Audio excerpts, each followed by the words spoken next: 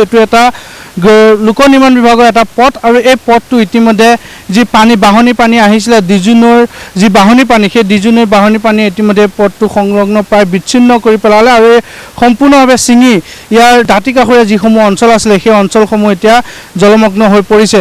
কাষতে আছিলে মেবিল আৰু লগতে আছে ডিজুনৈ, গতিকে দুয়োটা স্থানৰ পানী সংলগ্ন হৈ ইতিমধ্যে এই লোক নিৰ্মাণ বিভাগৰ যিটো পথ ভোমোৰাগুৰিৰ শিৱস্থান সংযোগী যিটো পথ সেই পথটো ইতিমধ্যে ছিঙি নিয়া পৰিলক্ষিত হৈছে। প্ৰবল সোঁত বৈ আছে ইতিমধ্যে ইয়াত আৰু ইয়াৰ দাঁতিকাষৰীয়া যিসমূহ ঘৰ আছিলে সেই ঘৰসমূহতো এতিয়া যথেষ্ট পানী আৰু প্ৰতি ঘৰৰ ভিতৰতে দেখিবলৈ পোৱা গৈছে যে এতিয়া পানীয়ে প্লাবিত কৰি তুলিছে। মূল স্থানীয় লোকসকল আছে, কি ক'ব আপোনালোকৰ এই পথটো ইতিমধ্যে ছিঙি নিছে বানে? পথটো ছিঙিছে, বানৰ লগত আমি কি কৰিবলগীয়া আছে আৰু ধৰক মানুহৰ যিমানখিনি ক্ষতি হৈ আছে সেইখিনি ক'বলৈ আৰু ভাষা নাই। মানুহৰ ঘৰত সোমাইছে পানী, কাৰোবাৰ চোতালত সোমাইছে, প্ৰায় 100 ঘৰ ধৰি লওক পানী আছে আৰু তাৰ ওপৰতো কাৰোবাৰ চোতালত আছে। খেতি বাতি যিমান এই খেতিৰ ওপৰতে নিৰ্ভৰ কৰে এইবিলাক গাঁৱৰ মানুহখিনি, কিন্তু মানে 99% খেতি মানে পানীৰ তলত আৰু খেতি এইবিলাক বচাবলগীয়া নাই। পানী কমিলেও এইবিলাক মৰি যাব। আৰু ধৰক ৰাস্তা যিটো আছে ৰাস্তাটো ছিঙাৰ ফলত ডিজুনৈ আৰু বিল এটা হৈ গ'ল।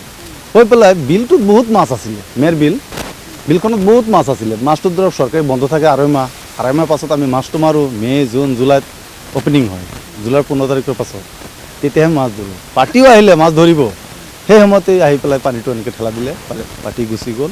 কিন্তু মাছ চব এইফালে দি পলালে, গাঁৱত পানী, বিলৰ মাছ চব পলালে। মানে ধৰক আজি 2017ত হৈছিল নেকি তেনেকুৱা মানে বেছি মনত নাই। 2017ত হৈছিলে তেনেকুৱা ডাঙৰ পানী। ইয়াৰ পাছত আৰু এনেকৈ পানী পোৱা নাই। এইবাৰ প্ৰথম হৈছে 17ৰ পাছত এতিয়া হৈছে। মানুহখিনি ক'ত আছে যিখিনি পানীত ঘৰ? কাৰোবাৰ আত্মীয় মানুহ ঘৰৰ গৈছে, কোনোবা স্কুলত গৈছে, কোনোবা ৰাস্তাতো গৈছে। আগফালে গ'লে চাবও পাৰিব। এই আমাৰ পিছফালে ঘৰ এখন আছে, এইখনত চাওক। এইটো ঘৰৰ মানুহ এতিয়া লাহে লাহে ছেভ কৰি আছে। কাৰণ পূৰ্বে এনেধৰণৰ পানী হোৱা নাছিলে। এই অঞ্চলটো 2017 চনত হৈছিলে, কিন্তু এইবাৰহে এনেধৰণৰ পানী হোৱা দেখিবলৈ পোৱা গৈছে। কি ক'ব আপোনালোকৰ যথেষ্ট সমস্যা হৈছে? সমস্যাটো ছাৰ হৈছে, এতিয়া আৰু কি কৰিম। এতিয়া চৰকাৰে যদি আমাক কিবা সহায় দিয়ে তেতিয়াহ'লেহে আমি বাচিম, নহ'লেতো আৰু উপায় নাই। মানুহ ধৰক না আজিকালি 100-150 ঘৰৰ পানীৰ তলতে আছে। সিহঁতে ঘৰ বাৰী এৰি পেলাই মানুহৰ ঘৰত আছে, মানে শুকান জেগাত গৈছে। এতিয়া চৰকাৰে যি কৰে আৰু 1 নং আৰু 2 নং সংলগ্ন যিটো ভোমোৰাগুৰি অঞ্চল, আৰু এই অঞ্চলটো ইতিমধ্যে দেখুৱাই আছোঁ। জুমনে দেখুৱাব কি ধৰণে এক প্ৰবল সোঁত বৈ আছে আৰু এই মেবিল সম্পূৰ্ণভাৱে ইয়াত ডুব গ'ল।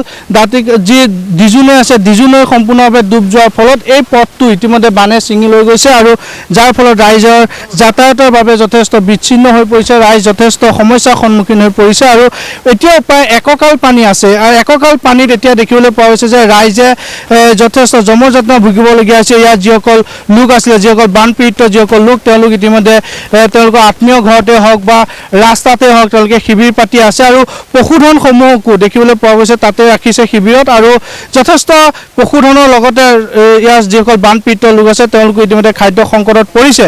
প্ৰশাসনে কিছু পৰিমাণে সহায় কৰিছে যদিও যিসকল ব্যক্তি আৰু অধিকাংশ ব্যক্তি আছে যিসকলে এতিয়ালৈকে কোনো ধৰণৰ সাহায্য লাভ কৰা নাই।